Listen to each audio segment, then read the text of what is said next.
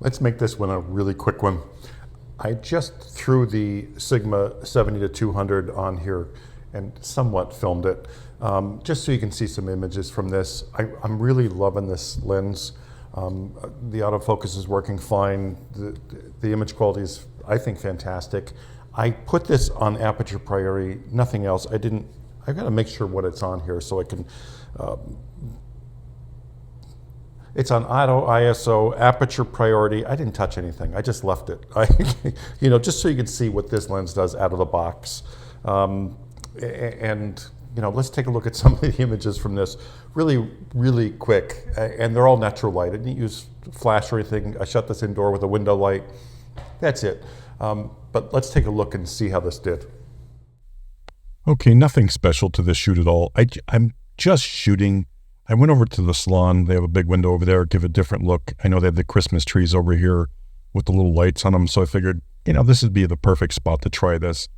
On auto ISO, it's a little dimmer in here. So I was bouncing in between, I would say 800 and 1000. When I moved her closer to the window, you'll see the tones get a little cooler. And that went from, 500 to 800, depending on which way she turned her head, because she's all in black. But I really wanted to test this lens just out of the box. This is what it is. Now, these images weren't touched in Lightroom or anything. This is straight out of the camera. I just put them into Lightroom and I exported them as JPEGs and said, here they are. So this first section is definitely in a darker section. We're, definitely more 1000 ISO versus 800, but it did drop down to 800 a few times.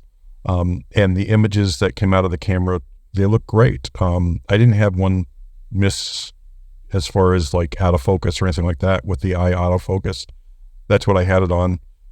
You can see the background, the blur. To me, it looks great. I don't, because I'm looking at her. Like I always say, I just don't pay attention to the background as much as other people do. But it's sharp, it's clean, the colors are great. Now I'm going to move her closer to the window just to bump down that ISO a little bit.